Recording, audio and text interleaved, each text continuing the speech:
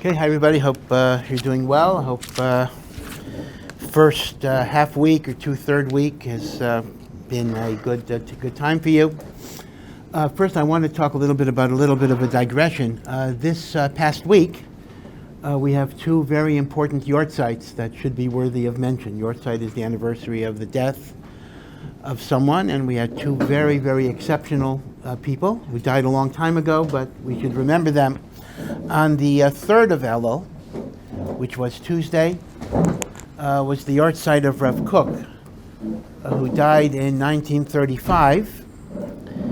And on the 4th of Elul, a day later, was the Yahrtzeit of Rav Meir Simcha HaKohen of Dvinsk, and I'll talk about him, who died in 1926.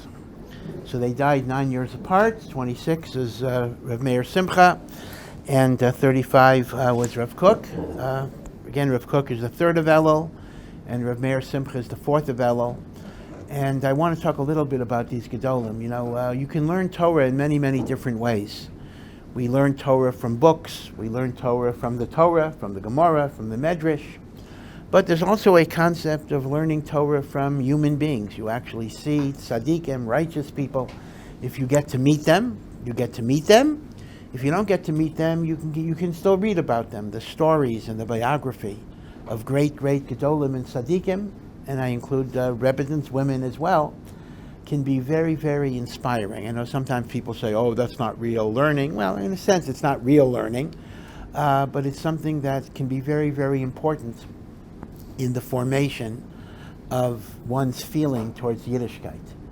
I've said this many, many times, but some of you may not have heard it before. I'll tell you my own little story that I grew up in Hartford, Connecticut, and Rav Moshe Feinstein used to visit Hartford, Connecticut in the summer for 2 weeks, simply because he had a relative there. It was a tiny little bit of vacation, and our joke used to be he wanted to go to the one place in the world where nobody would have any shilas to ask him. Okay, wasn't so he went to Hartford, Connecticut.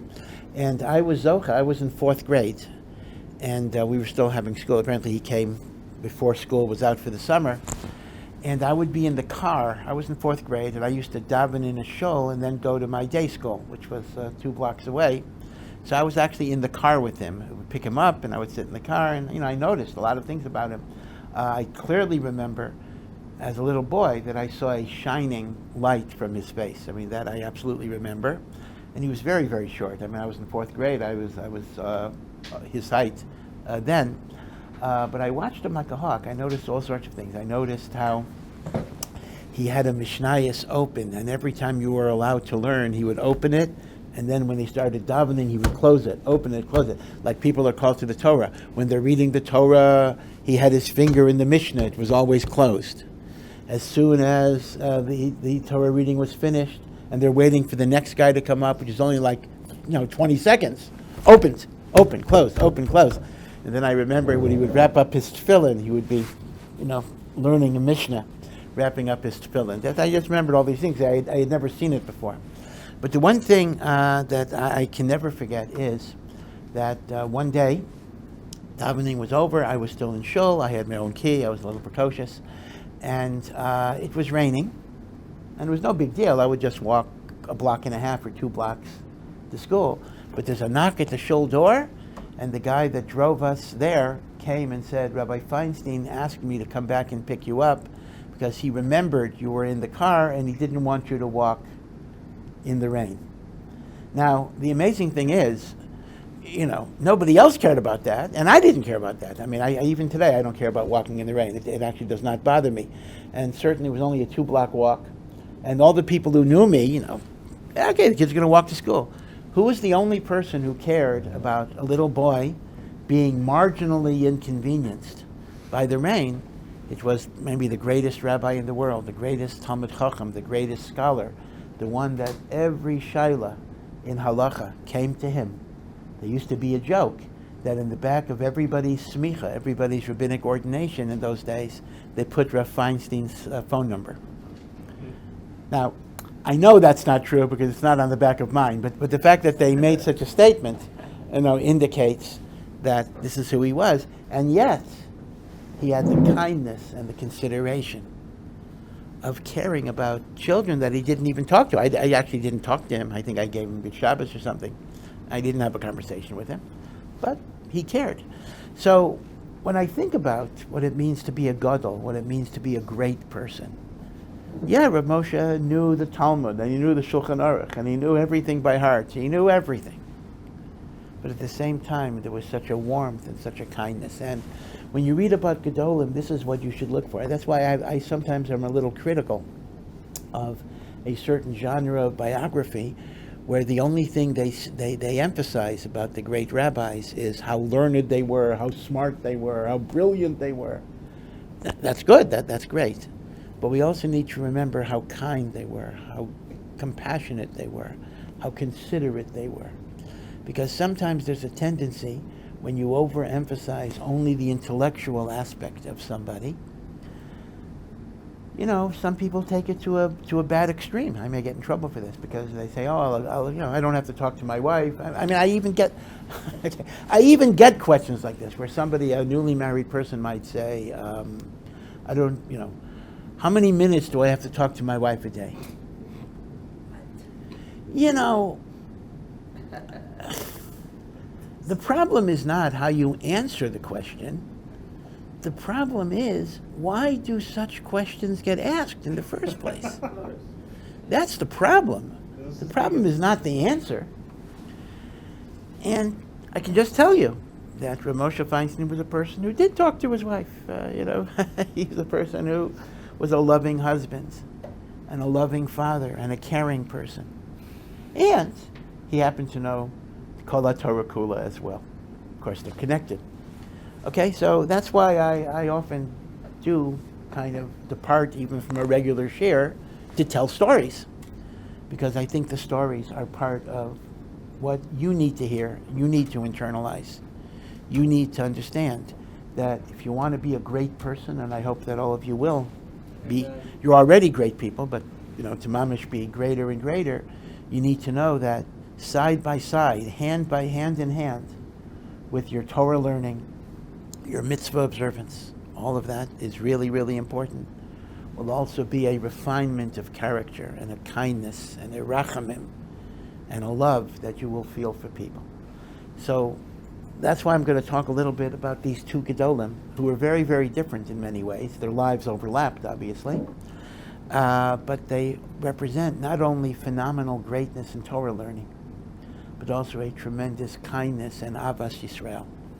I'll mention Rav Kook first. Rav Kook is probably a name that's maybe a little bit more familiar to you. Rav Avram Yitzchak HaKohen Kook.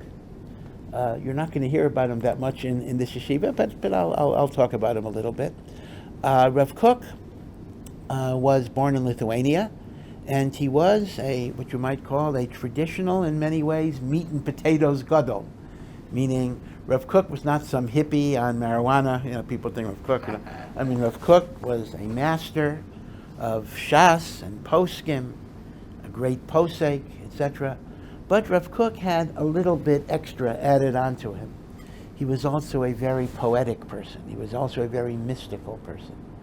He was a person who also had a tremendous, tremendous love for every type of Jew, and indeed every type of human being.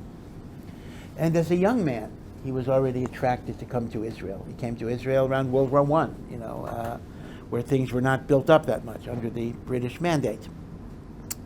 And at that time, there was a lot of battles going on in the Holy Land, spiritual battles between religious Jews and secular Zionists, many of whom were not only not religious, but they were even hostile to religion. They thought that religion was old-fashioned and you have to get rid of it, and we have to be strong and independent, and kind of serving God is just another way of being a slave, right? These were like the real anti-religious. You don't even have that many of them today. Most non-religious Jews today are not hostile. Maybe they're indifferent. It's not really hostility, but in those days you really had some hostility. So most of the rabbis basically said, we have to ignore these people. We have to disparage these people. We can't connect to these people. They're evildoers. Rav Kook was almost the only one at the time who saw, and this is still, to this day it's controversial, so I'm not here to tell you who's right and who's wrong. I'm just here to be a journalist, to describe something. Rav Kook saw, even in the anti-religious Zionist, he saw a certain goodness. He saw a certain greatness. Number one, he said, the fact that their soul is attracted to come to Eretz Yisrael. Even if they would define it as nationalism, Zionism, whatever it would be, communism, consciously they're coming for secular motives. But that's not really what's going on. What's really going on is their Jewish soul is pulling them to the land of Israel. And some people come to Israel because of their connection to God, and some people will become connected to God through their connection to the land of Israel. So Rav Kook was almost unique, that although he himself was halachically, strictly Orthodox, it's almost sounds stupid to even say that. I mean, he absolutely was totally committed to halacha, but he saw the good in every Jew. And as a result, many Jews who were actually anti-religious either became from, or even if they didn't become from, but they looked at the Torah in a different way. Because they saw a rabbi who cared for them, who loved them, who validated them, who didn't simply say, like we sometimes talk in a condescending way, well, you're pretty bad, but I'll make you good. He saw the good in what they were doing. And indeed, in more controversial aspects of Rav Kook's philosophy, he even saw the rebellion against Torah, and this is really controversial, in a bit of a positive light, because he said people were rebelling against superficiality. They were rebelling against complacency. They were rebelling against people who were just going through the motions. So they were rebelling. Now maybe they were going in the wrong direction, but the rebellion came from a desire for authenticity. Now you understand why this is a little pretty controversial. And to this day, although most people kind of admire Rav Kook in the abstract, but most of his stuff is not studied in most yeshivas simply because his openness was a little bit dangerous, and it was thought that perhaps we're encouraging, not to be that religious, etc. But this was Rav Kook. In fact, there's a story, one of many stories, that the early kibbutzim in Israel, we're talking about the early 20th century, were very non-religious. I mean, they would bedafka serve food on Yom Kippur and pork and all sorts of things. And Rav Kook decided to visit one of these kibbutzim on a Shabbos. So he just made a simple request. He said, could we get a minyan together to daven on Shabbos? Just a minyan, 10 minyan. The kibbutz said no. So Rav Kook is coming to visit a kibbutz, and they literally refused to make a minyan for him. Rav Kook said nothing. He sat in the dining room in which tray food was being eaten, and he had like 2 little rolls with him, and he ate and he talked. And it's recorded that the whole Shabbos he did not say Devar Torah, he did not give Musar, he just sat at the table, talked with them, schmoozed. And then Shabbos was over. They didn't give him a Friday night service. They didn't give him a Shabbos morning service. They didn't give him a Havdalah service. He did everything privately by himself. And then Sunday morning, he just said to them, he says, it was a really great honor for me to spend time with people who are building up the land of Israel. He says, God should bless you in all of your ways. He left. That night, the kibbutz kashered its kitchen. It threw out all of the tray plates, and it said, from now on, we're going to keep kosher. Now, how do you explain that, right? I mean, Rav Kook didn't tell them a word about keeping kosher. He didn't say anything. But they saw a great rabbi with a beard who loved them, who cared about them. And they said, if that's what Judaism is, if that's what Torah teaches, that's a good thing.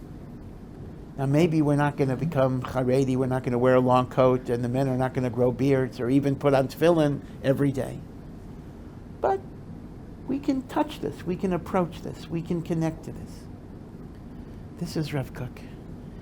And as I say, it's a tremendous, tremendous sadness that although Baruch Hashem, there are many that still try to espouse this type of approach, but it's not as common as you would hope. We kind of build walls, we become insular, we circle the wagons because we don't want to be contaminated by exposures to this negative forces. And Rav Kook's point was, and again, it's controversial, and I'm not here to even tell you which way you should follow, although you could probably guess from the way I'm talking which way I'm inclined to. But Rav Kook basically felt you got to reach out and you got to respect and you have to see the good in others. And when you see the good in others, then what you see is what you get. Often that goodness is going to be actualized. So Rav Kook has a big legacy. Eventually he became the chief rabbi, not of the state of Israel, because he died before there was a state of Israel. He was the chief rabbi under the British mandate. The first chief rabbi of the state of Israel was Rav Kook's successor. That was Rav Yitzchak Herzog, who was the grandfather of the present president of the state of Israel, and that's a whole other discussion. But Rav Kook was the chief rabbi. As I say, there were many, many people who did not accept him. Many people did not hold of him, so to speak. On the other hand, many people did hold of him as a person, but they disagreed with his particular approaches to certain issues. So you do have to differentiate. If someone disagrees with Rav Kook's philosophy because he feels it's a little dangerous, that is a legitimate discussion within Judaism. One can discuss, are we better off being insular and separate, or are we better off by embracing and including? That is a discussion, and there are arguments pro and con. But when people take the discussion in terms of bashing Rav Kook, insulting Rav Kook, saying he was not an authentic Torah leader and the like, that does go beyond the pale. That is illegitimate. And Rav Kook was, well, I don't mean to put anybody down here, but I think I'm confident in saying Rav Kook was many, many, many, many, many times greater than every single person in this room, including me. So who are we to have any type of judgment as to whether Rav Kook was a great gadol or tzaddik? Of course he was. And there's a machlokas among other great rabbis, whether it was the right approach, whether it was the wrong approach. Even Rav Kook himself sometimes vacillated a little bit. There was a famous, Rav Kook spoke at the inauguration of Hebrew University. Hebrew University was founded in the 1920s. And on one hand, many of the rabbis said, who needs a secular university that will teach, ideas against Judaism? But Rav Kook saw the idea of wisdom and knowledge as something good, but he had one condition. He asked the administration not to offer a course in Bible criticism, which is the academic field that kind of says, the Bible was not from God, it was written by different authors. So Rav Kook said, math, physics, history, philosophy, everything's great. Don't have Bible criticism, because Bible criticism undermines the foundation of Am Yisrael. Supposedly, he got an agreement to that effect. He gave a drasha, inauguration drasha, the only really Haredi rabbi who spoke at the inauguration of Hebrew University. And then Hebrew University did give Bible criticism. They violated the agreement, and they taught it, and they still teach it to this day. And that effect, again, some people say Rav Kook should have figured that out, but okay. Rav Kook was a great, great optimist. That kind of was both his greatness and we might even say his failing. He just saw the good in everybody. And Rav Kook felt he was duped. Rav Kook felt he was deceived. And he actually said, maybe the other rabbis are right. So there were times that Rav Kook himself lost faith a little bit. But overall, he had a very, very strong optimism in the greatness of the Jewish soul, and even those who reject the Torah, inside, truly, have a love of God, and even Zionism he saw as a religious expression of God, even if the person is an atheist, and he consciously does not think of that. So that was Rav Kook. Now, the second rabbi, maybe less known to you, but you will certainly know the name of his great book. This is Rav Meir Simcha HaKohen, who was the rabbi of Dvinsk in Latvia. He never came to Eretz Yisrael, although he was actually offered to be the rabbi of Yerushalayim, but he stayed in Dvinsk. And he is known by the famous book on the Rambam that he authored, and that book is Ohr Somayach. Right? You've heard of that name.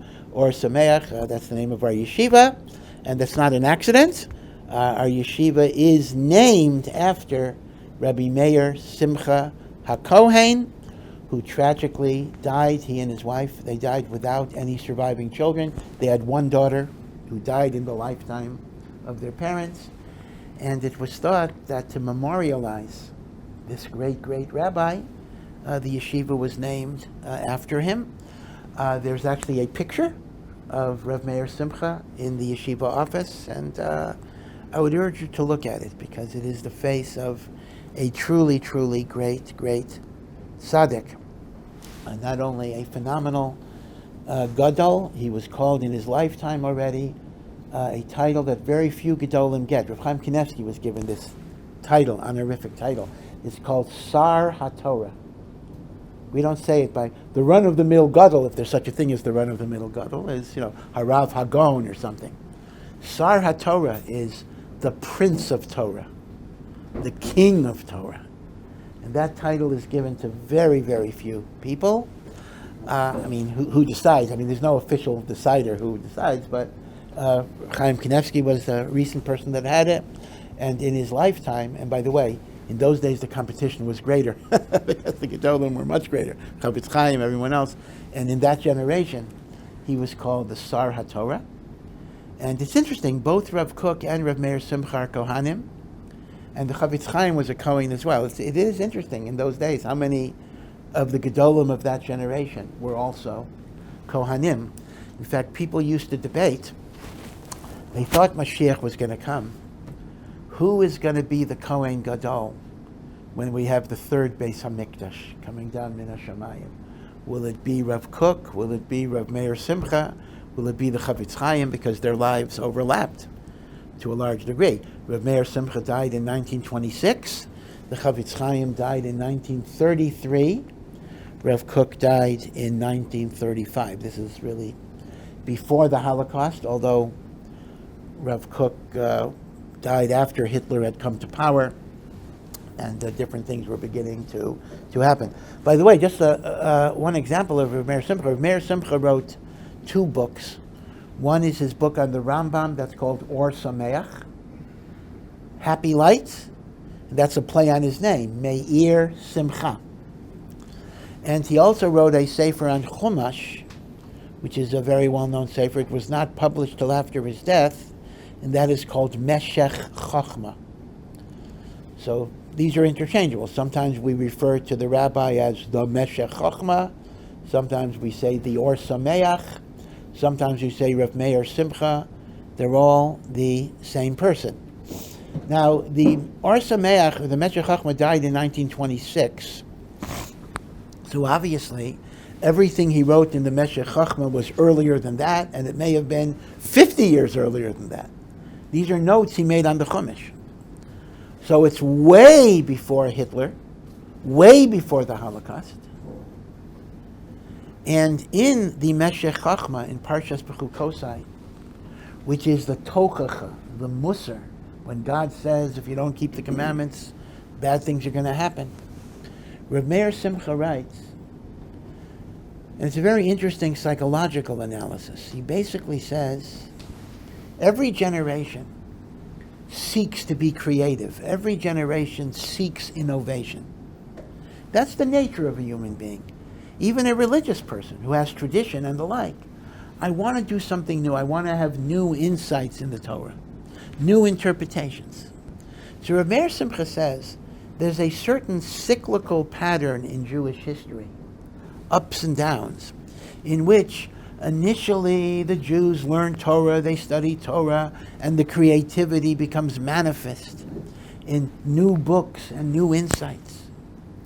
But then there comes a point at which there seems to have been so much already invested in Torah learning that people are seeking creativity in new ways, either by deviant religious movements or by secular education and the like.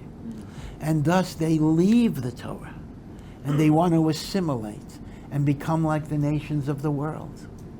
But when that happens, Hashem will make the nations hate us and reject us. So even when we try to escape being Jewish, the nations of the world are there to remind you that you're Jewish. Right? So you either know it yourself, or you'll have some people remind you in sometimes very bitter ways. And then he says words that in retrospect are literally frightening words. He says, those Jews who believe that Berlin is the new Jerusalem may discover that from that Berlin that they regard as the new Jerusalem will come a demonic force that will destroy all of the culture that they thought they would get. Now, he died in 1926. This may have been written 50 years before that. Hitler was nothing in 1926. I don't even know if the Nazi Party was even founded yet. And as I say, he died in 26. This particular thought may have been expressed many, many years later. And as you know, the so-called Enlightenment, Berlin was considered to be the seat of Jewish enlightenment, Moses Mendelssohn and the like. And of course, to this day, historians discuss the improbability of a Holocaust originating from Germany. Germany, Weimar Germany and before that, was by far the most civilized, cultured center of Europe, much more than England and France. Superior in music, in literature, in art, in science. Now, it's true that most of the murderers were Poles and Ukrainians. I understand that. So most of the death camps were in Poland. But still, the masterminds of the Holocaust were certainly Germans. In fact, somebody sent me a clip. It's really so amazing, so incongruous, so odd. This is one of the famous German conductors, and back in 1934, or whatever it will be, and he's conducting a Beethoven concert. This is an old video from 1935, and in the concert, in the audience, paying such close attention, tears going down their eyes. Hitler was not there, but leaders of the Nazi Party, Goering and Himmler, and all of those folk, and Goebbels, and they're so enraptured in beauty and culture.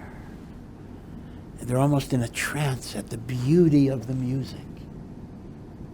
But then you think to yourself, okay, great concert. What do we do in the afternoon?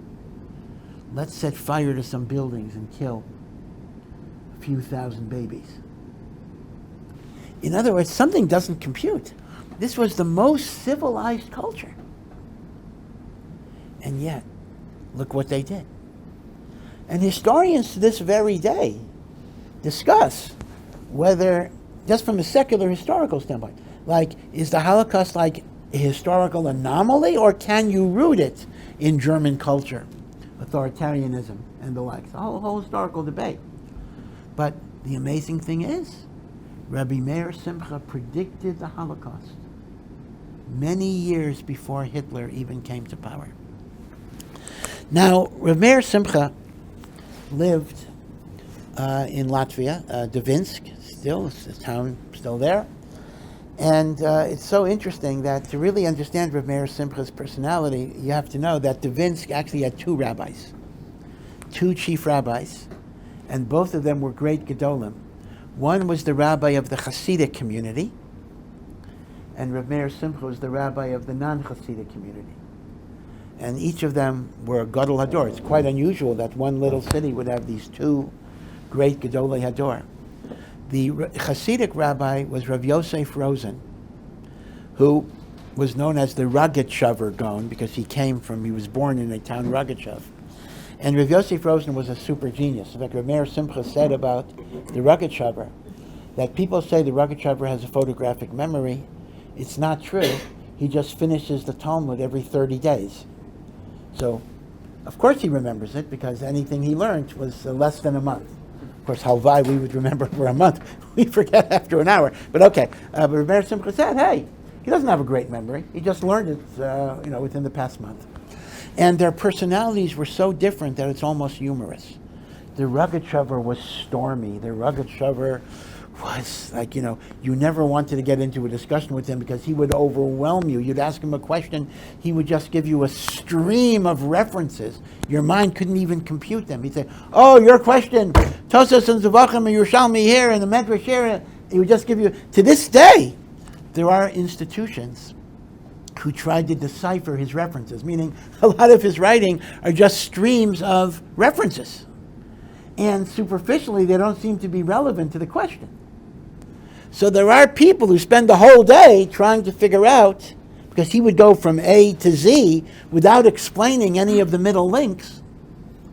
So people are trying to reconstruct those middle links. Super genius. And because of this, he did things that would actually be a little strange today. Like he didn't follow the Shulchan Aruch. He said he knew better. He went back to the Gemara, and if he felt Rav Yosef Karo got it wrong, he would do what he wanted. He certainly didn't read contemporary rabbis. He didn't pay attention to them at all. In fact, the story goes that the great Rav Aaron Kotler, who later became a great, great gadol in the United States, he was a brilliant person. At the age of 22, he was Rosh Yeshiva. He wanted to talk to the Rogatchover in learning, but he was afraid to identify himself as a Rosh Yeshiva because the Rogatchover would cut him up. So instead, he said he's a businessman who learns a little every day. And the Rogatchover was kind to those people because he didn't expect a lot from them because they weren't Rosh Yeshivas. And he said, could I share with the Rebbe some Torah thoughts? The Rogatchover said, yeah, sure. And Rav Aaron Kotler gave a brilliant, involved pilpul. It took an hour. And the Rogatchover said at the end, this was the highest compliment, for a working man, you're not too bad. He says, that's the supreme compliment. And Rav Aaron was grateful. He didn't say he was a Rosh Yeshiva. By the way, Chabad has a tradition that the Lubavitcher Rebbe got his rabbinical ordination. I don't know if it's been substantiated, but from the Rogatchover Gaon, who also died in the 1930s and the like. So the Rogatchover was tempestuous, fiery. Rav Meir Simcha was the opposite. Rav Meir Simcha was extremely gentle, extremely quiet. And often, they were very close friends, but they had a very, very different style.